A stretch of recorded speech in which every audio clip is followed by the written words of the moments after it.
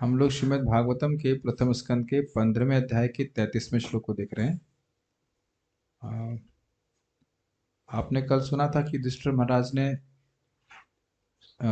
भगवान के अप्रकट होने की लीला को श्रवण करके और यदुकुल के नाश को सुन करके निवृत्त आत्मा, निश्चित मन वाले, निश्चल बुद्धि वाले हो गए कि अब उनको राज्य त्यागना है और भगवान के धाम जाना है। इसी प्रकार से माता कुंती ने भी किया। क्या किया उसको आज हम सुनेंगे। कैसे वह भगवान की नीति लीला में प्रवेश कर गई उसको हम श्रवण करेंगे। Official chant is there, some you can chant. ठीक है। पृथाप्यनुसृत्य धनञ्जयोदितम् नाशं यदूनां भगवद्गतिं च ताम् एकान्तभक्त्या भगवत्यधोक्षजे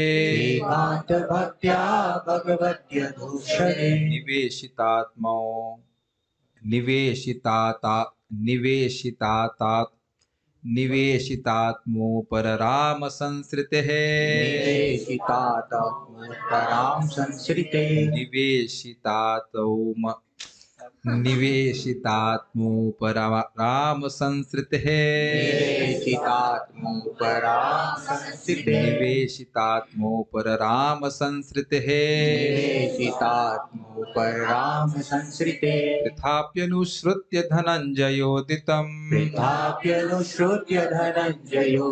नाशं यदूनां भगवद्गतिं च ताम् एकान्तभक्त्या भगवत्यधोक्षजे निवेशितात्मोपरराम संसृतेः पृथाप्यनुसृत्य धनञ्जयोदितम् नाशं यदूनां भगवद्गतिं च ताम् एकान्तभक्त्या भगवत्यधोक्षजे निवेशितात्मोपरराम संसृतेः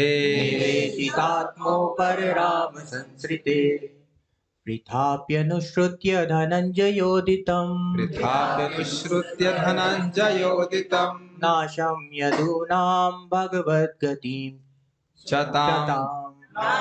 यदूनां भगवद्गतिं च ताम् एकान्तभक्त्या भगवत्यधोक्षजे निवेशितात्मोपरराम संसृते We'll give you chance also. You understand? You have your special mic? नहीं? पृथानुसृत्य धनञ्जयोदितम् पृथाप्यनुसृत्य धनञ्जयोदितम् नाशं यदूनां भगवद्गतिं च ताम् एकान्तभक्त्या भगवतधोक्षजे निवेशितात्मोपरराम संसृते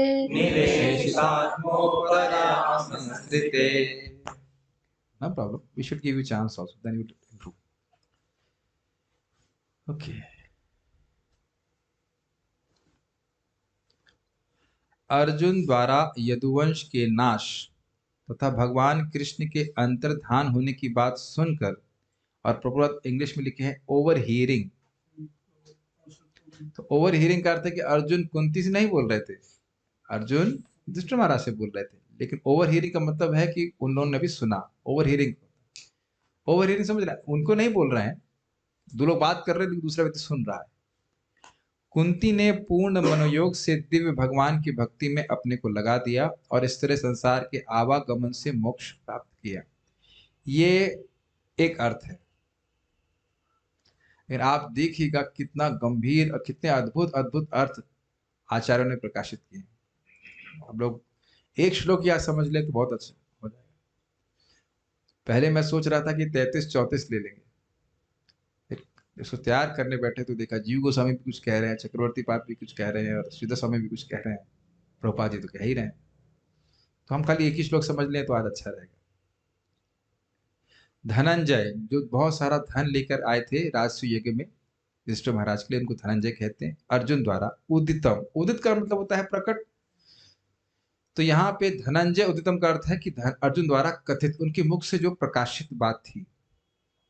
क्या उदित हुआ था? यदुनाम नाशम, यदुवंश के अंत, भगवती गतिम, एवं भगवान के तिरोधाम को, गतिम का मतलब वापस अपने धाम को भगवान चले गए, उसको भी, ताम, उन सबको मतलब यदुवंश के नाश, उसका डिटेल और भगवान के वापस जाने की सारी बातों को सुनकर, उन सारी बातों को अनुश्रुतिया सुन करके, प्रथा अर्थात कुंती, प्रथा अपि अर्थात कुंती ने भी एक अंत भक्त्या, एकांत भक्त्या, एकांत मतलब होता है अनन्य, जिसका और कोई अंत नहीं है, एक कृष्ण का चरण ही जिसका लक्ष्य, उसको एकांतिक भक्ति कहते हैं, शुद्ध भक्ति कहते हैं। जिस भक्ति के बदले में कोई और कुछ ना मांगा जाए। क्या शब्द महाराज प्रयोग कर रहे थे? कौन सी भक्ति? शब्द भी भूल गया मैं, अभी तो सुन के आए क्लास में हम लोग। एक शुद्ध भक्ति बोल रहे थे, दूसरी एक और भक्ति बोल रहे थे जिसमें कुछ छल वाला, कौन सा शब्द था वो बोल रहे हैं, अभी एकदम से मन में नहीं आ रहा, अभी तो सुना क्लास में। एक होता है, नहीं, वो महाराज बता रहे थे ना कि महाप्रभु कह रहे हैं कि शुद्ध भक्ति, क्या मेरे पास तो इस छल वाली भक्ति का भी गंध में नहीं, लेकिन छल नहीं उपयोग कर रहे थे, कुछ शब्द था एकदम से नहीं आ रहा ना, I don't know what was the, कोई भक्त सुन रहा था जूम पे,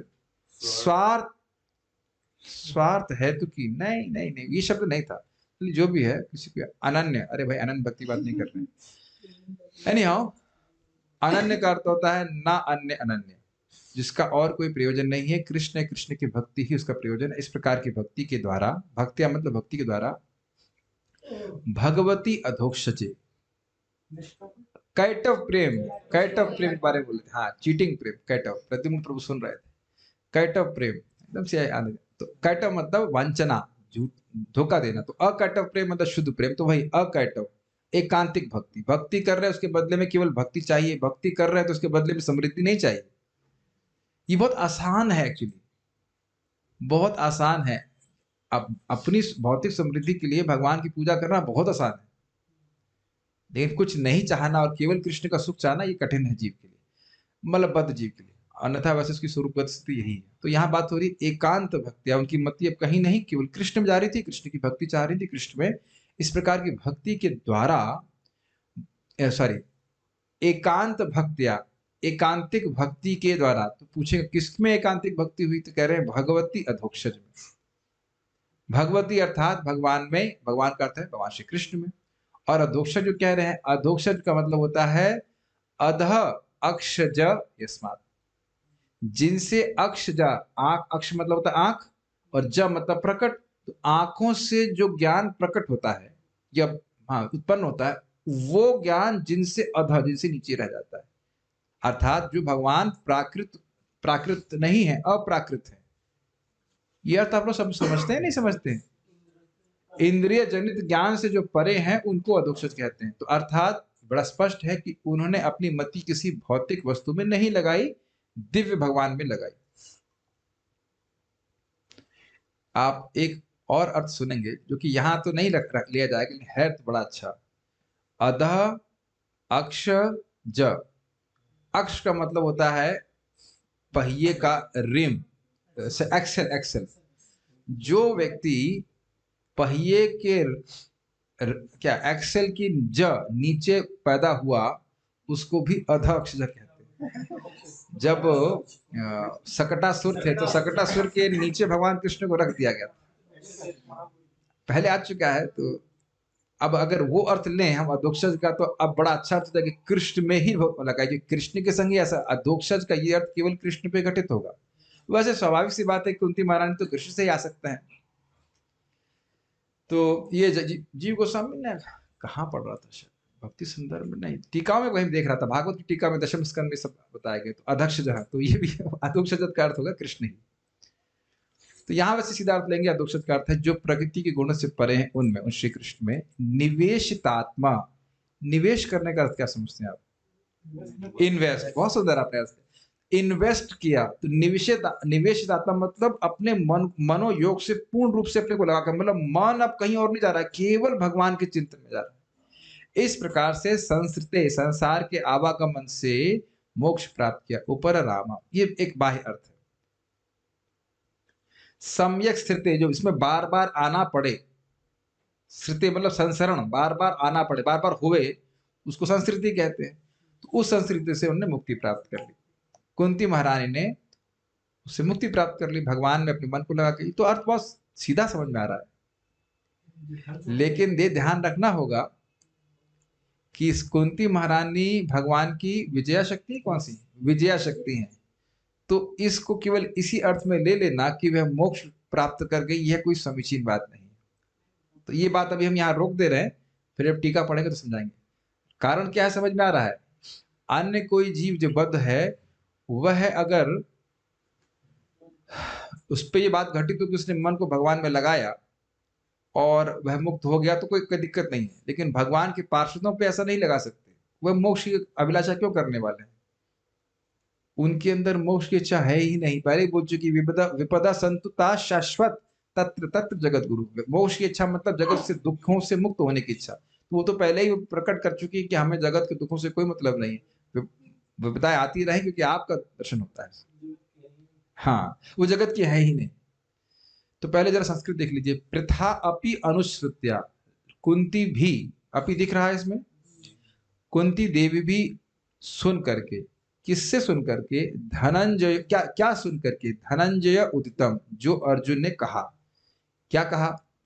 नाशम यदूनाम भगवतीम चताम, उन ताम मतलब उन सबको, अर्थात यदुवंश के नाश को, और भगवत गति यानी भगवान की गति, भगवान कैसे धाम को चले गए, अपने धाम को, उसको सुन करके एकांत भक्त्या, एकांतिक भक्ति के द्वारा, भगवती अकधोक्षजे, भगवान श्री कृष्ण में जो अप्राकृत हैं उनमें निवेशित आत्मा, दिख रहा है सब आपको? निवेशित आत्मा। देखिए, ये सामर्थ्य मेरा नहीं कि मैं ये भी दिखाऊं कि निवेशित आत्मा कहाँ है। अगर हिंदी पढ़नी आती है, थोड़ा संस्कृत समझ रहे हैं, तो निवेशित आत्मा दिख रहा होगा आप लोगों। इतना संस्कृत हम नहीं पढ़ा सकते ना, हमको ज्यादा इस बारे में कोई सहायता कर सकते हैं। ठीक है, तो निवेशित आत्मा का मतलब है अपने, आत्मा मतलब मन, और निवेशित मतलब इन्वेस्ट करना। तो अपने मन को पूर्ण रूप से भगवान में लगाया। किसके द्वारा? एकांतिक भक्ति के द्वारा। ऊपर राम संस्कृति, और इस प्रकार से बारंबार जन्म मृत्यु के चक्र से में आने से वह बच गई, समाप्त हो गया। देखिएगा कि आप, ये अर्थ इसी प्रकार का अर्जुन के संबंध में भी था कि उनका दोबारा जन्म संभव नहीं था, लेकिन उसका अर्थ आप समझ गए थे कि उनका कोई सूक्ष्म शरीर ही नहीं। ओके, श्रीधर स्वामी की देखिए, भगवत गति को दुर्विज्ञ बतलाते हुए 11वें स्कंद में कहेंगे भी। दुर्विज्ञ मतलब, ज्ञ मतलब समझ जाए, विज्ञ मतलब बहुत बड़े से समझ जाए, दुर्विज्ञ मतलब जिसको समझना बहुत मुश्किल है। केवल दो चेंज लगा देने से अर्थ पूरा चेंज हो गया। जिसको समझना अत्यंत मुश्किल है। सौदामन्या यथा काशे यात्या हित्वा ब्रह्मंडलम, गतिर्ना लक्ष्यते मध्य ही तथा कृष्णस्य देवतैः। अर्थात जिस तरह मेघ मंडल को हटाकर जाने वाली विद्युत की गति जैसे कोई नहीं जान पाता है, उसी तरह भगवान श्री कृष्ण की स्वधाम गमन की गति को देवता तथा मनुष्य कोई नहीं जान सका। श्रीमद् भागवत 11:31 नहीं, सॉरी 11:15 क्या, ठीक है, 11:31 ठीक है, सही 11:31 ही। वो क्रम संदर्भ नीचे लिखा हुआ, इसको मैं कंफ्यूज हो गया। 11:31 में यहाँ बोला गया कि भगवान जो अपने धाम को गए, तो देवता नहीं समझ पाए कि किस प्रकार से भगवान अपने धाम को गए। देवता भी नहीं समझ पाए। तो ये बात बड़ी दुर्विज्ञ है, समझना मुश्किल है। सिद्ध स्वामी पाद कह रहे हैं इसको। तो भगवत गति मतलब इसको समझाया था अर्जुन ने, इस बात बोला। संस्कृते उपराम का अर्थ है कि वह जीवन मुक्त हो गई अथवा अपने शरीर को का त्याग कर दी।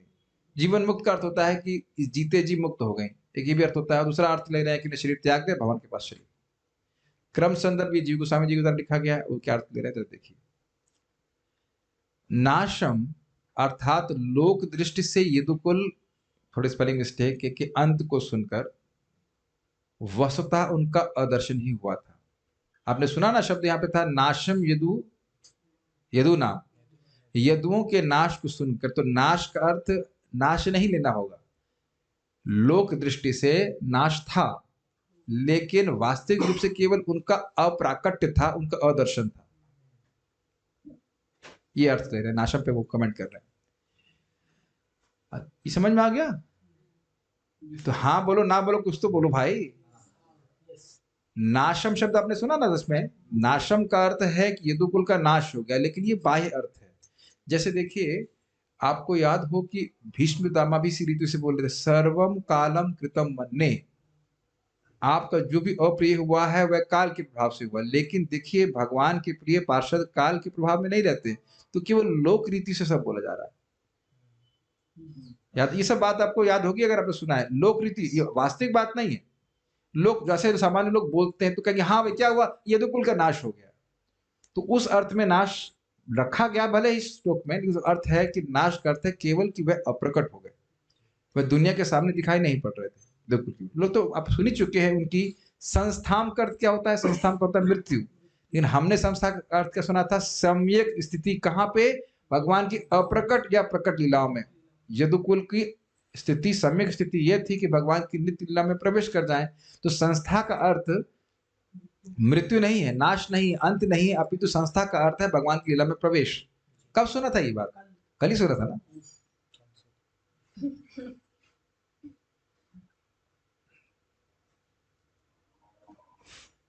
ठीक है, क्या बोला जाए, उम्मीद है कि याद होगा। जिस तरह से आपने यदुकुल के बारे में सुन ही चुके हैं कि उनका अंत नहीं हुआ है। कल तो समझा रहा था ना, शिला प्रभुपाद जी मर्त होना गए हैं, प्रभुपाद जी भगवान के धाम में हैं, उनकी नित्य लीला में है। आपको दिख रहे हैं, हमको दिख नहीं रहे हैं, तो समझ रहे हैं कि वो अदर्शन हुआ है प्रभुपाद जी का। लेकिन हम जानते हैं रूप गोस्वामी पाद, प्रभुपाद जी और पूर्ववर्ती सभी आचार्य भगवान की लीला में है। ठीक है, तो यहाँ पे नाश का अर्थ केवल यही हुआ कि लोगों की दृष्टि से सामान्य लोगों की दृष्टि से वह उनका दर्शन का नाश हो गया, ऐसे कह लीजिए, दिख नहीं रहते, बस ओझल हो गया। हाँ, ये कह सकते हैं। भगवती अधोक्षजे निवेशितात्मा, भगवान अधोक्षज में अपने मन को निवेशित करके, अर्थात अप्राकृत भगवान श्री कृष्ण में अपने मन को निवेशित करके। ये समझ में आ गया? ये सब सप्तमी विभक्ति है ना, भगवती अधोक्षज, भगवान अधोक्षज में, ऐसे कर। इन शब्दों के द्वारा भगवान का कुंती के ध्यान के अवलंबन के गुण को दर्शाकर कुंती के द्वारा अनुभूत स्थिति को दर्शाया जा रहा है। ये क्या बोल गए, समझ में आया? देखिए, कुंती के ध्यान के लक्षण कौन है?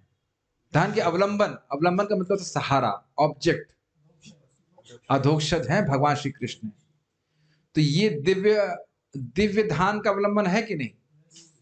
जहां उनका ध्यान टिक रहा है, अगर आप ऐसे समझिए, हर क्षण हमारा ध्यान कहीं ना कहीं रुक रहा है, टिक रहा है, तो वो हर वस्तु प्राकृत है कि अप्राकृत है? कभी प्राकृत कभी अप्राकृत। अब हरे कृष्ण का ध्यान कर रहे हैं तो अप्राकृत है, और उसके इतर, भगवान से इतर का मतलब कुछ अलग आप सोच रहे हैं तो वो प्राकृत है। तो यहाँ कह रहे हैं कि एकमात्र उनका ध्यान का विषय अप्राकृत भगवान श्री कृष्ण थे। ये कहना चाहते हैं। भगवान का कुंती के ध्यान के अवलंबन के गुण को बता रहे हैं। मैं संस्कृत शब्द इस्तेमाल नहीं करना चाहता, संस्कृत शब्द है अवलंबनत्व, मैं वो नहीं यूज करना चाह रहा था, इसलिए बोला गया। कृष्ण का गुण था कि वह कुंती के ध्यान के अवलंबन थे, अगर ऐसे कहा जाए। संस्कृत हो जाएगी अवलंबनत्व, उतना मैं कठिन नहीं बोलना चाह रहा हूं। अवलंबन का गुण, सहारा दे रहे थे। उनको महारानी कुंती का ध्यान कहाँ टिक रहा था? केवल कृष्ण में। और कृष्ण कैसे हैं? अधोक्षज हैं, अप्राकृत हैं। तो इससे क्या उनको अनुभव हुआ, यह बता रहे, ये भी बताया जा रहा है, ये भी दर्शाया गया है। जब अप्राकृत वस्तु में ध्यान किया जा रहा है तो क्या होता है? देखिए, जिस प्रकार से भगवान के नाश का निषेध किया गया है, उसी प्रकार से उनके परिकरों के नाश का भी निषेध किया गया है। यहां पे बात है ना, यदुकुल का नाश और भगवत गति। तो भगवान जिस प्रकार से अपने धाम को गए, उसी प्रकार से यदुवंश भी अप्रकट लीला में प्रवेश कर गए, या प्रकट लीला में जहां भी भगवान की लीला हो रही हो। लेकिन हमारी दृष्टि से या जगत की दृष्टि से वह ओझल हो गए। कुछ लोग तो बड़े परेशान लग रहे हैं। बात, मैं यहाँ क्यों हूँ? किसका नाश कौन कर रहा है? वो हमारी बुद्धि का नाश हो रहा है, समझ नहीं आ रहा है। देखिए, मेरा ग्रुप ही है भागवत अध्यापन। अध्यापन मतलब जितना है उतना सामने समझा दिया जाए। आकाश पाताल की बात नहीं करूंगा, आपका अधिक समय हम नहीं लेंगे। फिर वही कोट करते हैं जो सीधे स्वामी कोट करते हैं, इसका फिर से पढ़ लेते हैं। सौदामन्या यथाकाशे यान्त्या हित्वा ब्रह्मंडलम गतिर्न लक्ष्यते मर्त्यय तथा कृष्णस्य देवितय। अर्थात जिस तरह मेघ मंडल को हटाकर जाने वाली विद्युत की गति जैसे कोई नहीं जान पाता है, उसी तरह भगवान श्री कृष्ण की सुधाम गमन की गति को देवता तथा मनुष्य कोई नहीं जान सका। इसको समझा नहीं पाया, मैंने ध्यान नहीं दिया। मेघ मंडल में विद्युत कब चमक रही है, अब दोबारा कहां चमकेगी, समझ में आता है आपको? कितना सुंदर धारण दिया है। एक बार धाए से चमकती है एक जगह, अब आप कभी, आप शायद आपने सोचा होगा कभी देखेंगे कि दोबारा वहीं चमकेगी, है ना? जब आप विद्युत को देखते हैं चमकते हुए तो एक क्षण के लगता है कि दोबारा वहीं चमकेगी, लेकिन वहां नहीं चमकेगी, दूसरी जगह चमकेगी। तो जिस प्रकार से, और कहां चमकेगी ये किसी को चमकता नहीं है। किसी को नहीं चमकता है कि विद्युत कहां चमकेगी। भागवत कितना सुंदर ग्रंथ है, कहां अब चमकेगी ये नहीं प्रकाश नहीं समझ में आता। और ये भी जानते हैं कुछ क्षण के लिए विद्युत चमकती है और बहुत झंझना कर चमकती है ना? तो भगवान केवल कुछ क्षण के लिए ही किसी ब्रह्मांड में आते हैं, कुछ बहुत थोड़े से समय के लिए। अगर आप ब्रह्मा जी की पूरी आयु को देखें, पूरे दिन को देखें, तो भगवान जितने समय के लिए आते हैं तो कुछ क्षण ही हुए ना, तो कुछ क्षण के लिए आते हैं। उसके बाद अब इस समय भगवान कौन से ब्रह्मांड में, जरा बताइए, आपसे पूछ के गए होंगे। अब कौन से ब्रह्मांड में भगवान लीला कर रहे हैं तो ये तो नहीं पता चल रहा। ये भगवान समझ रहे हैं, देवता भी नहीं समझ पा रहे थे कि भगवान किस प्रकार से अपने धाम को गए। अब बताइए, जब देवता नहीं समझ पा रहे थे, यहाँ के बुद्धू लोग क्या समझेंगे? ठीक है, बहुत सुंदर उदाहरण दिया गया। देवादयो ब्रह्म मुख्या नाविशंतम स्वधामनि अविज्ञात गतिम कृष्णम ददुर्षुर्चाति विस्मृतः। ब्रह्मा इत्यादि देवता तथा उच्चतर प्राणी भगवान कृष्ण को उनके धाम में प्रवेश करते हुए नहीं देख सके, क्योंकि भगवान ने अपनी गतिविधियों को प्रकट नहीं होने दिया। किंतु कुछ एक ने उनको देख लिया और वे अत्यधिक चकित थे, जैसे कि शिव जी आदि वाला कुछ लोग हैं जो देख लिया कि भगवान कैसे जा रहे हैं, लेकिन बाकी सब लोग नहीं समझ पाए। तो कहने का आशय यही है, ये श्लोक दो क्यों मतलब उद्धृत किए गए हैं, कोट किए गए हैं, ये समझाने के लिए कि यदुकुल जैसे भगवान का नाश नहीं होता कभी, ऐसे भगवान के परिकरों का भी नाश नहीं होता। तो यहाँ हमको नहीं समझना चाहिए कि कुंती महारानी मर गई, कुंती महारानी भी भगवान की लीला में प्रवेश कर गई और यदुकुल तो प्रवेश किया ही। ठीक है, अब संस्कृते का देखिए, संस्कृते है अर्थात कुंती देवी, कुंती महारानी इस प्रपंच जगत में अपने अवतार से उपरामा अर्थात उपरत हो गई। उपरत मतलब निवृत्त हो गई। अब ये देखिए कितना सुंदर अर्थ है। सामान्यतः संस्कृति का अर्थ क्या होता है? जन्म मृत्यु का चक्र, है कि नहीं? लेकिन ये बात कुंती महारानी पे घटित नहीं होगी, क्योंकि वह भगवान की विजया शक्ति है, भगवान के अंतरंग पार्षद हैं, तो वह भगवान की ही तरह आती और जाती हैं। क्लियर समझ में आ रहा है? देख रहे कहां लेके जा रहे हैं संस्कृति का अर्थ? सम्यक शरण, आना जाना। लेकिन ये आना जाना हमारे जैसे कर्माधीन जीव जिसका जन्म होता है कर्म के अधीन, काल और कर्म के अधीन, उस तरह से नहीं है। भगवान आते हैं तो उनके साथ में आते हैं। और आप जानते हैं, चतन चेतावनी पढ़ चुके कि भगवान आने से पहले वे अपने बड़े लोगों को, माता पिता, बुआ, चाची, चाची, ताई, मामी, सबको पहले जन्म दिलवाते हैं। उसके बाद जन्म का मतलब प्रकट करवाते हैं, उसके बाद वो आते हैं। तो ये सब अंतरंग शक्ति के द्वारा संपादित हो रहा है। संस्कृत का अर्थ समझ में आ रहा है? सारार्थ दर्शन देखिएगा। ताम अर्थात प्रसिद्ध भगवान की अंतर ध्यान होने की लीला। ताम का अर्थ प्रभुपाद ने क्या लिया था? उन सबको। तो ये प्रसिद्ध भगवान की लीला है, कोई पहली बार भगवान अंतर ध्यान नहीं हो रहे हैं, तो उन सबको सुना। संस्कृत है अर्थात सम्यक गमनशील, इस प्रपंच में, प्रपंचमय जगत में होना चाहिए, सॉरी मिस्टेक है, प्रपंचमय जगत में अपने अवतार से उपरामा अर्थात एकाएक ही अंतर्धान हो गई, यह अर्थ है। वही अर्थ है संस्कृति मतलब सम्यक शरण, आना जाना लगा रहता है, इसको संस्कृति कहते हैं। तो भगवान के पार्षद भी भौतिक जगत में आते जाते रहते हैं। मानते हैं कि नहीं मानते आप? लेकिन वह हमारी तरह बद्ध जीव की तरह नहीं जन्म लेते हैं। तो कह रहे हैं कि उनका बारंबार हो ही रहा है, भगवान की लीला लीला हो रही है, ड्रामा हो रहा है अगले जगह, तो वो भी प्रकट हो रही है। जैसे भीष्म देव भी हम सुने थे, कहीं और युद्ध हो रहा होगा, अब वह उस लीला में प्रवेश कर गए होंगे। तो ये इनके लिए कोई मुश्किल बात नहीं, जहां भगवान जा रहे हैं वो भी इस प्रकार से भौम लीला कर रहे हैं, तो वह लोग भी इस प्रकार से इसमें प्रवेश कर रहे हैं। तो इसलिए कह रहे हैं सम्यक गमनशील, लगातार वह एक न एक लीला में भगवान के साथ सहयोग कर रहे हैं। ये संस्कृत का अर्थ है। सम्यक शरण, शरण मतलब चलना, जाना, घूमना से। इस प्रपंचमय जगत में मतलब इस भौतिक जगत में उनका अवतार था, उससे वह उपरत हो गई, अब वह अंतर ध्यान हो गई। कि यहाँ पे अर्थ ले रहे हैं ऊपर राम का मतलब एकदम अंतर ध्यान हो, गायब हो गए। अब ऐसा होता है, जैसे आप जानते हैं नित्यानंद प्रभु बांके राय में प्रवेश कर गए थे, महाप्रभु टोटा गोपीनाथ में प्रवेश कर गए थे, नरोत्तम दास ठाकुर का दिव्य शरीर था वो दूध में परिवर्तित हो गया था, पद्मा नदी में गए, पद्मा में थे ना, पद्मा नदी में गए और वहां दूध में परिवर्तित हो गया। और रसिकानंद के प्रभु टोटा गोपीनाथ में प्रवेश कर गए थे। और मध्वाचार्य जी के ऊपर भी वो फूल गिरने लगे, ऐसे बैठे कहे कुछ तो कुछ बोले कुछ करने के लिए, फिर फूल ऊपर से फूल गिरने लगे, पूरा उनका शरीर ढक गया। और कोई बोले थे कोई स्पर्श नहीं करेगा, और बाद में जब फूल को हटाया, देखो हम लोगों को लग रहा है कि उनका शरीर हमारी तरह ऐसे मतलब आपकी तरह मेरी तरह है, भौतिक है, लेकिन आप पहले सुन चुके हैं लीन प्रकृति, उनका शरीर दिव्य है। भले वो अपनी अपनी इच्छा से, अपनी संकल्प शक्ति से वो प्रकट करके रखते हैं, ये अर्थ है। अथवा जिस क्षण उन्होंने संवाद सुना तो भगवान के वियोग से जनित उन्होंने एक निष्क्रिय अर्थात वृद्ध महिला की दशा प्रस्तुत की। इसमें लिखा हुआ है टीका में दशम दशाया, 10वीं अवस्था को प्राप्त किया, मतलब एकदम वृद्ध हो गए। अब इसको आप समझिए, आपने सुना था कि महाप्रभु भगवान के विरह में कभी एकदम क्षीण काया वाला हो जाते, और या फिर कभी एकदम शरीर उनका जो है हष्ट पुष्ट हो जाता। तो ये प्रभाव उनके ऊपर हुआ, जैसे भगवान की विरह की दशा को सुना, वियोग को सुना, तो तुरंत उनको एकदम से वृद्ध हो गई, लास्ट स्टेज ऐसे कह दीजिए। ये सब लिखा गया, इसको ऐसे ग्रहण कर लीजिए। ये सब कैसे हो रहा है मत पूछिए।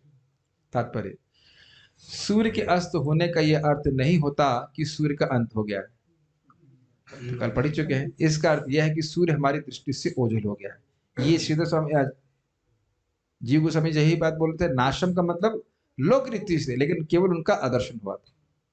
इसी प्रकार किसी विशेष लोक या ब्रह्मांड में भगवान के कार्य के अंत का अर्थ केवल इतना ही होता है कि वे हमारी दृष्टि से ओझल हो गए। यदुवंश के अंत का यह भी अर्थ नहीं है कि उसका विनाश हो गया है, वे भगवान के साथ हमारी दृष्टि से अप्रकट हो जाता है। अब तो बहुत आसानी समझ में आ रहा है। जिस तरह महाराज युधिष्ठिर ने भगवत धाम जाने का निश्चय कर लिया, उसी तरह कुंती ने भी किया। अतएव वे भगवान की दिव्य भक्ति में लग गईं, जिसमें वर्तमान भौतिक इस शरीर को त्यागने के बाद भगवत धाम जाने के लिए प्रवेश पत्र निश्चित हो सके। पासपोर्ट। आज एक भक्त को हम काउंसिल कर रहे थे, वो बहुत दुखी थे, बेवकूफी की बात पे दुखी थे। हमने कहा this is not your first life in Krishna consciousness and you can make it your last life. And suddenly just came out, यह आपका पहला अनुभव नहीं है कृष्ण भावना में, कृष्ण भक्ति माने का। प्रभुपाद जी बताते हैं कि भक्ति एक शाश्वत प्रक्रिया है। ऐसे ही आप लोग चैतन्य चरितामृत क्लास में नहीं बैठे हुए थे, टिकट और बाद में मिल सकता था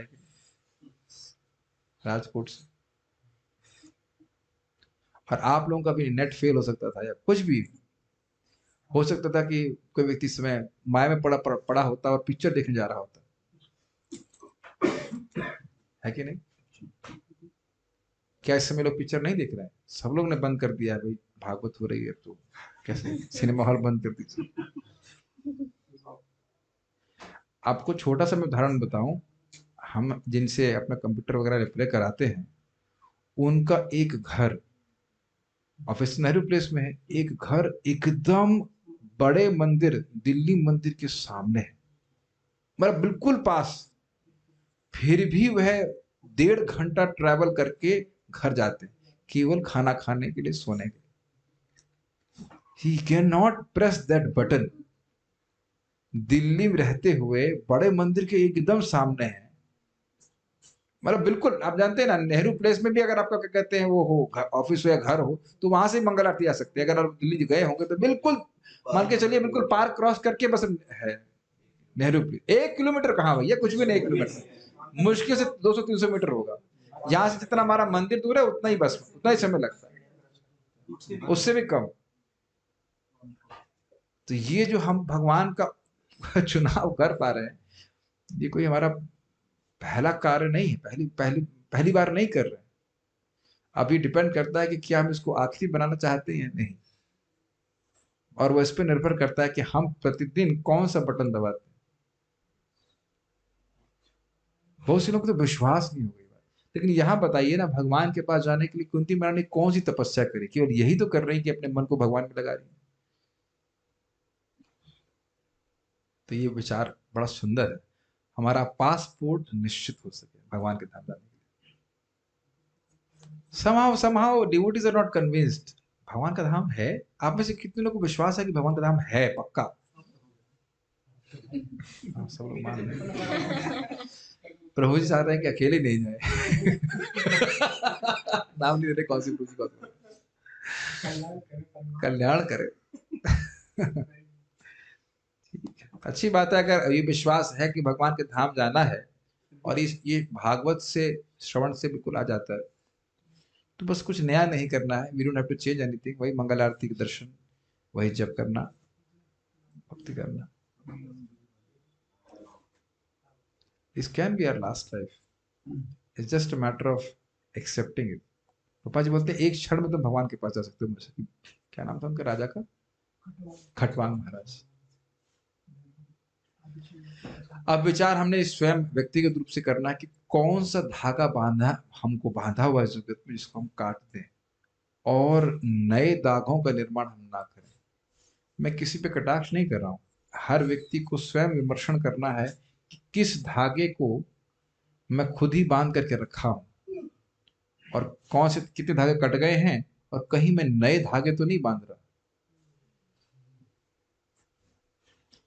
भगवान की भक्ति का शुभारंभ इस देह के आध्यात्मिकीकरण की शुरुआत है, स्पिरिचुअलाइजेशन ऑफ दिस बॉडी। और इस तरह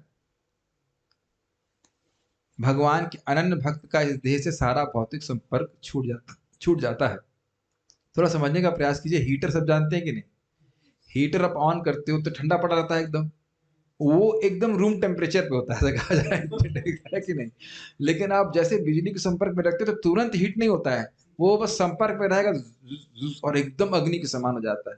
उसी प्रकार से भक्त अगर निरंतर भगवान की भक्ति के संपर्क में रहता है तो उसका शरीर भी चिन्मय होता चला जाता है, आध्यात्मिक होता चला जाता है।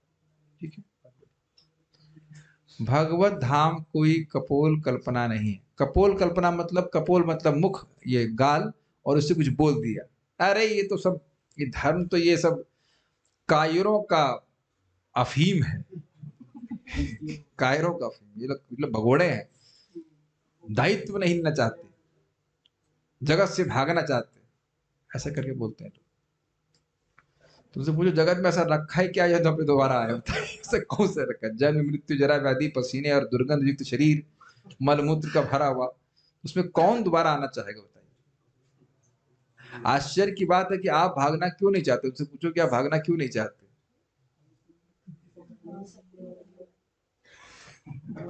मुझे हंसी आ रही थी आज, एक डिवोटी पूछ रहे थे कि उनको लोग बोले आप तो कुछ करते ही नहीं है, केवल भक्ति करते रहते हैं, भागवत पढ़ते रहते हैं, जप करते रहते हैं, ये कुछ करना नहीं है।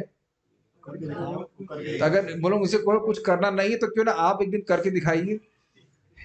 एक दिन आप कुछ करके दिखाइए, क्योंकि उनके ये बात समझा करिए। मैं इससे पहले आगे जाऊँ, समझ लीजिए इस बात को। जब प्रभुपाद जी का ये शब्द आप सुन रहे हैं, भगवत धाम कोई कपोल कल्पना नहीं है, तो ये शब्द मात्र नहीं है। जो व्यक्ति आपसे कुछ बोल रहा है, बहुत कान खोल के सुनिए, वो अपने श्रद्धा को मिला करके उसमें बोल रहा है। ये प्लीज आप लोग बहुत इस बात को समझ लीजिए, नहीं तो हम लोग बर्बाद हो सकते हैं इस बात से। तो जिसकी जैसी श्रद्धा होगी उसके अनुसार वो बोलेगा। अरे ब्रह्मचारी हो गए हो, पता नहीं तुम्हारा बुढ़ापे में कौन ध्यान रखेगा। अब उसको पूछो पहले ये बताओ कि बुढ़े होंगे, कौन सी गारंटी? हमारे गुरु भाई तो मर गए 40 में ही, अभी तो कुछ दिन इसी साल तो मरे। और जरूरी है कि बेटा ध्यान रखे, ये तो बहुत संदेह है। और जरूरी है कि बेटा जिंदा रहे ध्यान रखने के लिए, तो कम से कम भक्ति तो ठीक से कर ले। और जो अगर अगर यानी हम, मैं खाली बोल रहा हूं कि इस प्रकार की अश्रद्धा लोग रखते हैं बहुत, और इसमें भी उनका कोई दोष नहीं है। आप जानते हो, चित्त जिस गुण से प्रभावित है उसके अनुसार उनकी श्रद्धा होती है। ये आप श्रद्धा के विभाग चैप्टर है भगवद गीता का, पढ़ लीजिएगा। यो यत् श्रद्धा स एव स सत्वान रूप सर्वस्य श्रद्धा भवति भारता। यो यत् श्रद्धा स एव स, जिसका जैसा सत्व, जिसका जैसा चित्त, मन बुद्धि चित्त रहता है, जिस गुण से प्रभावित रहता है, उसकी वैसी श्रद्धा रहेगी, उसके अनुसार वो कार्य करता है। तो अब कोई व्यक्ति कहे अरे आप केवल भागवत पढ़ रहे हैं, अब केवल तो हम नहीं भागवत पढ़ रहे, बहुत सारे कार्य कर रहे हैं, आप जब करते, अब तो आप कुछ करते ही नहीं है, तो उनसे पूछो कि जेल में बंधे बंधन प्राप्त करने के लिए करना चाहिए कुछ क्या? मान लीजिए कोई जेल में है, तो वही अब जेल का आपका 10 साल के पीरियड खत्म होने वाला है, क्या इसको बढ़ाने के लिए आप कुछ करेंगे? नहीं। अगर कोई आपको ये बोले तो आप बिल्कुल आंखें फाड़ देंगे, क्या बोल रहे हो तुम, है ना? मान लो 10-7 साल की सजा हो जाए और कहें कि भाई 7 साल समाप्त होने को वाला है, अज्ञातवास खाली 6 महीने बाकी रह गए, कुछ कीजिए भाई, अब थोड़ा कुछ कुछ करिए ताकि बढ़िए, इसमें जेल में और बढ़ जाए। तो बोले आप मानेंगे इस बात को? बल्कि हम तो, अगर बुद्धिमान कुछ कैदी होगा तो कहेगा ना ऐसा आचरण करो कि भाई 7 साल की बात हो जाए, वो 4 साल में निकल जाए। अज्ञातवास में जाके भजन करना चाहिए। होता है ना, एक व्यक्ति हम जानते हैं जिनका मर्डर का केस था, वो 32 मारा जब करने लगे भरतपुर जेल में, उसको पहले छोड़ दिया, वो सुधर गए इससे। तो ये बुद्धिमानी है कि हम अपने जेल की जो इंटरिम जो समय उसको और बढ़ा दें, तो बेवकूफी है ना। तो ऐसे लोगों से नहीं सुनना चाहिए, स्पेशली जो कमजोर श्रद्धा वाले लोग हैं, उनकी ही बातें हैं। उनका जो भाव जब हिल जाता है, हम तो कुछ कर ही नहीं रहे, क्या है। मुझे बहुत हंसी आया, बहुत वो बोल रहे थे इसी बारे में कि हम बहुत उत्साहित थे नौकरी करने के लिए, अब हमसे नौकरी नहीं हो पा रही, पढ़ाई भी नहीं हो पा रही, और भक्ति हम केवल कर रहे हैं, भक्ति में भी रस नहीं। तो हमने कहा फिर भक्ति कर क्यों रहे? भक्ति कर रहे हैं क्योंकि भक्ति करना चाहिए, भक्ति कर रहे हैं। हमने कहा इसका मतलब है कि आपको रस है, यू कांट एक्सप्लेन इट। देखिए जो आचार्यगण बोलते हैं ना, वो मुझे एकदम, जब लोगों को दिखता है तो बड़ी बुरी श्रद्धा होती है कि अनर्थ निवृत्ति में आप ऐसा नहीं कह सकते कि एकदम रस अनुभव हो रहा है, लेकिन आप ये भी नहीं कह सकते कि रस नहीं है। और उसका प्रत्यक्ष प्रमाण क्या है ना, आपको इसका, मान लीजिए हम लोग कथा करें ना, आपको पैसे मिलेंगे ना हमें पैसे मिलेंगे, ना मंगल आरती जाने के लिए आपको पैसे मिलते हैं ना हमको मिलता है, ना जप करने का मिलता है, लेकिन फिर भी सब लोग कर रहे हैं। और कोई कार्य आप जगत पे करेंगे बताइए बिना पैसे के? 8 घंटे 9 घंटे कोई भी नहीं, 2 घंटा भी शायद नहीं करेंगे। हमारे हम प्रभु आए थे, 2-3 बार पूछे प्रभु जी सेवा कब मिलेगी, सेवा कब मिलेगी? हमने कहा 2 दिन तो कम से कम रेस्ट करो, आराम करो। See you are happy to serve Krishna. मैं एक बात समझ पा रहे हैं, आप सब लोगों ने अनुभव किया होगा कि कोई सेवा कृष्ण के लिए करते हैं, उससे सुख मिलता है, यू कांट एक्सप्लेन इट, लेकिन सुख मिलता है, उसको पैसा वैसा नहीं चाहिए होता, just you feel happy doing that, है कि नहीं? आपने शायद महसूस भी किया होगा, जो सेवा आपको पसंद है आपको, आप रुक भी नहीं पाते, लगता है कि मतलब कब हम कुछ करें ना, let me get that chance and do that. तो जब यहाँ इतने इस प्रकार का सुख है तो आगे जगह कितना सुख होगा, ये कपोल कल्पना नहीं है, यहीं पे आप अनुभव कर सकते हैं भक्ति का सुख। तो नास्तिक ज्ञान लोग ऐसे सोचते हैं और ऐसी ही बात बोलेंगे, इसलिए उनकी बात सुननी नहीं चाहिए। लेकिन वहां तक स्पुतनिक ये अंतरिक्ष यान जैसे किसी भौतिक साधन द्वारा पहुंचा नहीं जा सकता। इसको आपको शास्त्रीय शब्द से स्वीकार करना पड़ेगा, शास्त्र के अनुसार कार्य करना पड़ेगा, भगवान के पास चले जाओगे। लेकिन इस शरीर को त्यागने के बाद अवश्य ही वहां पहुंचा जा सकता है, और मनुष्य को चाहिए कि भक्ति में सेवा के अभ्यास से वह भगवत धाम वापस जाने की तैयारी करिए। देखिए, हम कई बार भक्तों को जब हमारे आश्रम में ज्वाइन करते हैं, हम बोलते हैं आप क्लास में आइए, स्पेशली शाम की क्लास में आइए, क्योंकि मैं भाला लेकर के ट्रेनिंग नहीं देता हूं। भाला देखा आपने? हम भाला लेकर ट्रेनिंग नहीं दे रहे हैं। Our only way is to make people sincere. Prabhupada ji से पूछा गया कि हम शुद्ध भक्त कैसे बन सकते हैं, क्या योग्यता है? किसी को उत्तर पता है? डिजायर, अगर आपकी इच्छा है। और इस संबंध में गौरांग प्रभु बहुत सुंदर बात बोले, डिसिप्लिन मीन्स, क्या था हमने बोला कि खुद की इच्छा, स्वेच्छा और उस पर उसको क्रियान्वित करना, मतलब using your violation, using your इच्छा आपकी, मुझे भगवान की भक्ति करनी, मुझे अपना नाम जब सुधारना है, मुझे भगवान का प्रेम प्राप्त करना है। आप मेरी बात समझ रहे हो? अभी does it make sense? Discipline is fusion of intention with fusion of intention and action, action. With action. Intention है, मेरी इच्छा है कि मैं भगवान का भक्त बनूं और उसके अनुसार कार्य करूं। भाई ये क्लासेस के माध्यम से ये सिखाया जा रहा है। अब ये नहीं कि बैठ कर व्यक्ति के पीछे हम भाड़ा लेकर चले कि भाई वो जब कर रहा है कि नहीं कर रहा है। और ये प्रत्यक्ष रूप से आप जूम में देखते हैं, किसी को हम फोर्स नहीं कर सकते हैं।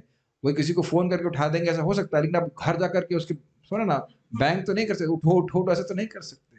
तो इस सारे श्रवण का प्रभाव आप देख रहे हैं, पता नहीं हमको तो, आप लोग को दिख ही रहा होगा, बारंबार श्रीमद् भागवतम के श्रवण के द्वारा, प्रभुपाद के तात्पर्य को श्रवण करने के द्वारा मिस्टिकली, जादुई तरीके से हमारे मन में भी इच्छा आ रही है कि नहीं, कि हम भी निविष्चित आत्मा। आज अपने श्लोक सुन के आपके मन में नहीं आया कि जैसे कुंती महारानी अपने मन को भगवान में लगाएं एकांतिक भक्ति से, हम भी ऐसे मन भगवान में लगाएं और भगवान के पास चले जाएं?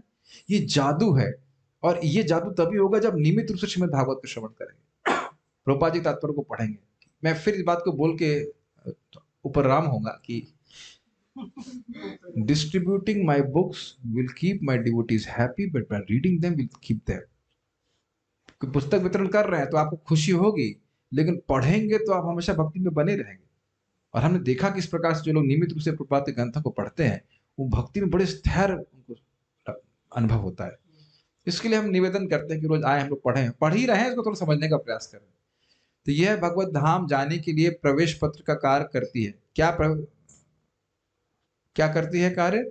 भक्ति का अभ्यास। और कुंती ने यही किया। लेकिन आप जानते हैं कुंती देवी को, वो सब नित्य पार्षद हैं, उनके लिए प्रभुपाद के लिए बोल रहे हैं समझाने के लिए, उनको कोई साधक नहीं है वो, लेकिन हम लोग उस प्रकार साधना करनी है। मैं फिर बात बोलकर रुकूंगा कि Krishna is eager to catch us doing something right. कुछ हम भक्ति करते हैं, भगवान उसको बड़े आग्रही देखने के लिए। तो बताइए, अगर आप जम करके जप करेंगे रोज, तो कृष्ण कितने प्रसन्न होंगे। आप रोज मंगल आरती में खड़े हो रहे हैं, तुलसी जी के लिए आप मृदंग बजाएं, मानो उसके महत्व को नहीं समझ रहे, अगर मौका मिले तो बजाना चाहिए। अरे जिस वटेवर छोटी से छोटी सेवा, कोई भी आप सेवा कर रहे हैं, मंदिर की परिक्रमा कर रहे हैं, तुलसी जी की परिक्रमा कर रहे हैं, सब अकाउंट में जा रहा है और भगवान के धाम जाने की तरफ आपको प्रेरित उन्मुख कर रहा है। You will see the result. Keep on hearing and doing it. We shall stop here. कोई प्रश्न यहाँ पे? पतंग का एग्जाम्पल ना वो भी है। श्रीमद् भागवतम की जय। श्रील प्रभुपाद की जय। निताई गौर प्रेमानंदे।